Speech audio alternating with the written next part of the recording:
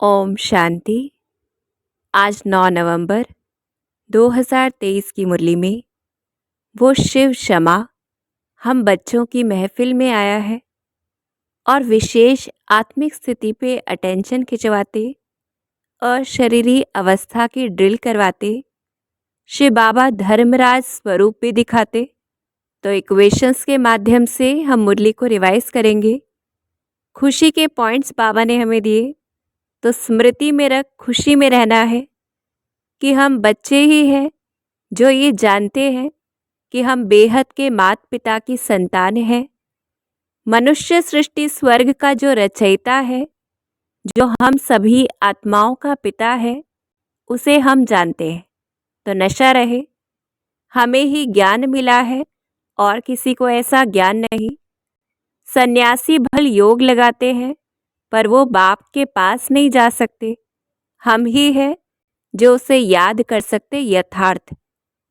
और अब तो कलयुग का विनाश होना है, दुनिया का नहीं पर इस कलयुग का। तो ऐसा नशा रहे।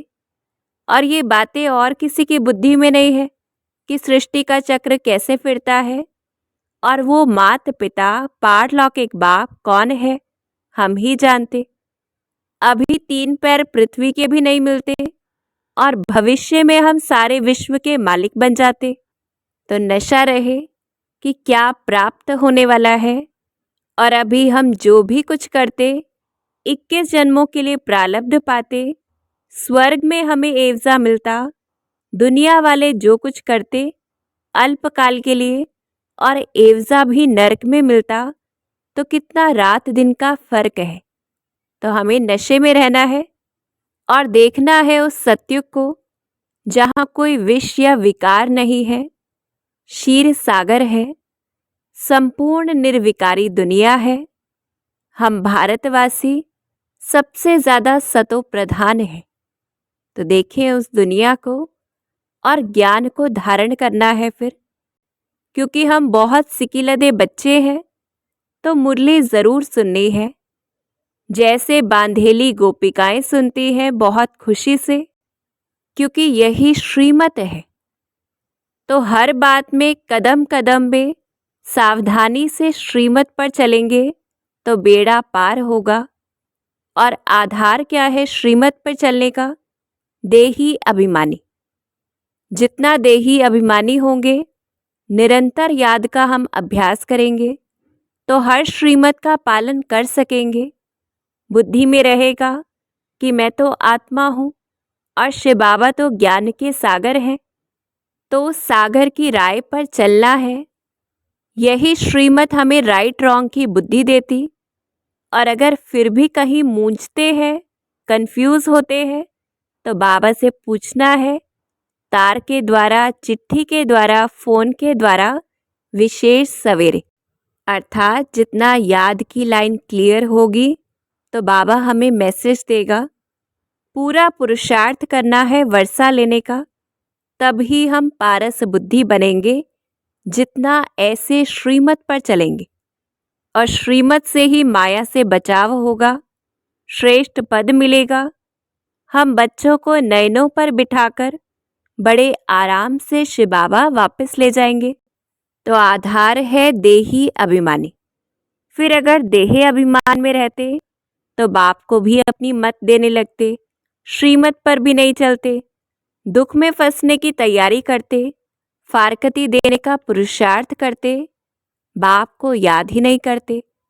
फिर माया भी थप्पड़ मार देती, बुद्धि को डेड कर देती, दुख देती, काम की या मोह की चमाट लग जाती, उल्टा विनाशकारी कर्तव्य करा देती और फिर सजा के भागी बन जाते और अंत में बहुत पछताते। तो ऐसा नहीं सोचना जो होगा वो देखा जाएगा। दुनिया वाले दान पुण्य करते भविष्य के लिए, हमें भी कमाई जमा करनी है भविष्य के लिए। और अभी भी अपने जीवन को श्रेष्ठ बनाना है। तो जैसे संकल्प श्रेष्ठ, ऐसे ही कर्म श्रेष्ठ हो तो सफलता मूर्त बनेंगे।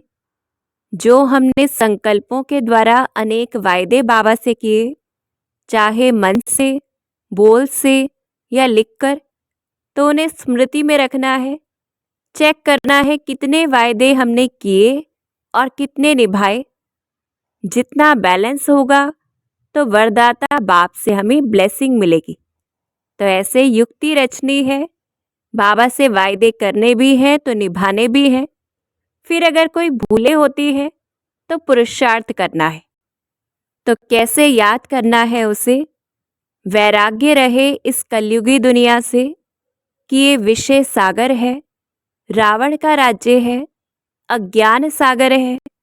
और देखें हम इस दुनिया को जहाँ मनुष्य अज्ञानी है, माथा मारते मारते दुखी निधन के बन जाते, गवर्नमेंट भी गरीब है, सब जड़जड़ीभूत अवस्था वाले तमोप्रधान है। बहुत खराब दुनिया है, सभी दुख देते रहते।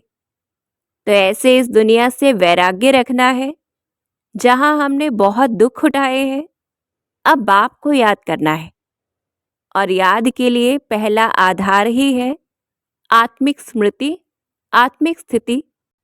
तो हम आत्माएं तो मच्छर से भी छोटी हैं। तो देखें खुद को कितना छोटा सा स्टार है। अविनाशी पाठ सदैव के लिए भरा हुआ है जो कभी समाप्त नहीं होता। कोई नई बात नहीं है, अनेक बार पाठ बजाया है, फिर बजाते रहेंगे। यही वंडर है कि नंगे आए थे, पाठ बजाया, अब हम आत्मा एक शरीर छोड़ जाकर दूसरा शरीर लेंगे। तो अब वापस जाना है, ये छीछी शरीर पुरानी खाल को छोड़ना है। ऐसे बार बार प्रैक्टिस करनी है। बैठे बैठे बाबा के पास हम जा रहे हैं। जैसे सर्प पुरानी खाल छोड़ देते, ऐसे ही अब हमें बाबा के पास जाना है, इस शरीर को छोड़। तो ये ड्रिल करनी है अशरीरी अवस्था की। फिर याद करना है उसे। कहीं भी जाएं बाप को याद करना है, तो ही विकर्मों का बोझ जो सिर पर है वो उतरेगा। कर्म भोग चुकतू होंगे और बैठे बैठे शरीर छोड़ देंगे। इस अंत की अवस्था के लिए अभी से प्रैक्टिस चाहिए मन मनाभव होने की।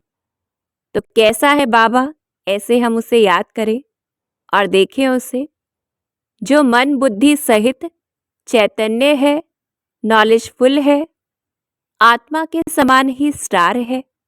तो देखें उसे जो क्रिएटर है, एक्टर है, जिसे भक्ति मार्ग में भी हमने याद किया। ऐसा बाबा जो कल्प कल्प आता है पाठ बजाने, हर बात हमें अच्छी रीति समझाता है। माया अजगर से लिबरेट करना, सुखदाता धनी बन सुख देना, एक ही उस बाप का काम है। हमें सुख का रास्ता बताता है पढ़ाई से। ऐसा पतित पावन बाप जो पतितों की महफिल में आता है और इस पतित दुनिया में आकर हम बच्चों को 21 जन्मों के लिए स्वराज्य देता है, हमें पावन पूज्य बनाता है, अपने साथ ले जाता है पंडा बनकर, विश्व का मालिक बनाता। फिर साथ में धर्मराज भी है जो दिव्य दृष्टि की चाबी अपने पास रखता, भक्ति मार्ग में उपयोग करता। तो ऐसे हमें शिव बाबा को याद करना है। और बाबा अंडरलाइन कराते कि पिछाड़ी तक कर्म भोग छोड़ेगा नहीं। तो अभी से ऐसी प्रैक्टिस चाहिए। फिर सेवा भी करनी है कि खर्चा तो होगा ही, पर जैसे शिव बाबा को रहता है, ब्रह्मा बाबा को भी रहता है, तो बच्चों की खुशी के लिए क्या नहीं करना चाहिए। रात दिन गांव की गोपिकाओं का जैसे बाबा को ख्याल रहता, नींद भी फिट जाती कि क्या युक्ति रचे जिससे बच्चे दुख से छूट जाएं। तो ऐसे ही हमें भी सेवा करनी है, विशेष चित्रों के द्वारा, जिनसे बहुत काम निकलता है और आगे भी निकलेगा। विलायत में भी बहुत सर्विस करते हैं ये चित्र। तो चित्रों का कद्र रखना है, दूसरों को भी गिफ्ट करनी है, गॉड फादरली गिफ्ट के रूप से।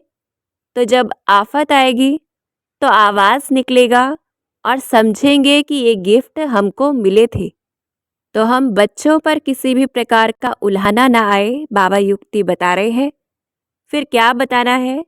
जैसे जिस्मानी फादर होते हुए भी मनुष्य भगवान को याद करते कि उसने हमें पैदा किया, तो जरूर वो माता पिता है। फिर हर धर्म वाले गॉड फादर को याद करते, तो भक्त खुद तो भगवान हो नहीं सकते। तो ये स्पष्ट करना है कि परमात्मा सर्वव्यापी नहीं है। फिर अंत में बाबा पक्का कराते कि मैं बच्चों को इतना धन दूंगा जो कभी दुखी नहीं होंगे। तो ऐसा रहमदिल हमें भी बनना है और सबको सुख का रास्ता बताना है। ऐसा दिव्य आईना बनना है जिसमें सिर्फ बाप ही दिखाई दे, तब कहेंगे सच्ची सेवा। और बाप बैठा है, हमें अपने ऊपर कोई बोझ नहीं रखना है। सब बोझ उसको देकर फिर पुरुषार्थ करना है, आगे बढ़ना है। अच्छा, ओम शांति।